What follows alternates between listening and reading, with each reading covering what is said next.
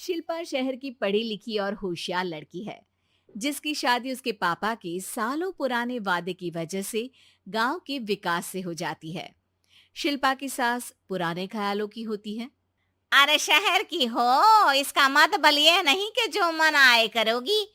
घर के कुछ नियम है जो तुम्हें भी मानने पड़ेंगे। हाँ। मम्मी, मुझे रीति रिवाज से कोई दिक्कत नहीं है, पर ऐसे नियम जिनका कोई मतलब ना बने, वो तो गलत है। हाय, देखो तो। अरे घर आए एक दिन पूरा नहीं हुआ और सास से जुबान लड़ाना भी शुरू। नई हो, बहू हो, अपनी हद में रहना सीख लो। हाँ। इतने में विकास भी वहां आ जाता है। माँ, मुझे लगता है शिल्पा को घर रहने की जगह दुकान चलना चाहिए। इसकी नई चीजों की समझ और सोच हमारे बिजनेस के लिए बहुत अच्छी रहेगी। बेटे की बात सुनकर माँ को बहुत गुस्सा आ जाता है। अच्छा। अरे बीवी के आते ही तेरे तो सुर बदल गए। अगर ये दुकान जाने लगी तो गांव में क्या इज्जत रह जाएगी हमारी है। लोग क्या कहेंगे। ये कहीं नहीं जाएंगी बस। हाँ। माँ के आगे और कुछ बोले बिना विकास वहां से चला जाता है और सास शिल्पा को घर के कामों में लगा देती है। उसी रात विकास और शिल्पा साथ बैठकर बातें कर रहे होते हैं।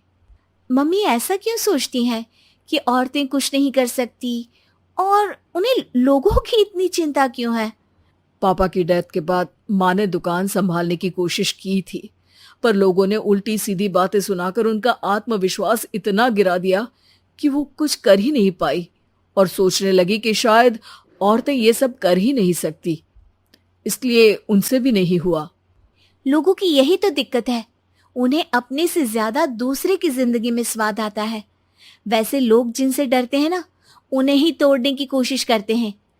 आप फिक्र मत करो, मम्मी की सोच बदलने का तरीका है मेरे पास। और अगले ही दिन से शिल्पा अपनी सास की सोच बदलने और लोग क्या कहेंगे के डर को खत्म करने की जद्दोजहद में जुट जाती है। मम्मी, आपको पता है, गीता बबीता, अरे जिनके ऊपर दंगल फिल्म भी बनी है, मैं फिल्म बिल में नहीं देखती। हाँ। वो हरियाणा की लड़कियां हैं। दोनों रेसलर हैं। उन्होंने जब ये शुरू किया था ना, तो लोगों ने बहुत बातें बनाई, बुरा भला बोला, मजाक भी बनाया, लेकिन उन्होंने ना किसी की सुनी, ना अपने ऊपर से विश्वास खोया और ना ही हार मानी। और देखो, आज किस मुकाम पर है। अरे तो ये सब मुझे क्यों सुना रही है। हाँ। नहीं नहीं, बस ऐसे ही, हमें अपने आसपास की खबरें तो रखनी चाहिए ना। ऐसा कहकर शिल्पा अपनी सास को सोच में डालकर वहां से चली जाती है। अब शिल्पा हर दिन दुनिया के अगेंस्ट अपनी हिम्मत से सक्सेसफुल बनने वाली लड़कियों की कहानी अपनी सास को सुनाने लगती है। इसी तरह कुछ समय बीत जाता है। और माँ, आजकल बहुत चुप चुप रहती हो, सब ठीक तो है ना? बस कुछ सोचती रहती हैं, इसीलिए ज्यादा बोल नहीं पाती। ऐसा क्यों अम्मा? कोई दिक्कत है क्या? अरे तेरी पत्नी ही दिक्कत है? मैंने क्या किया?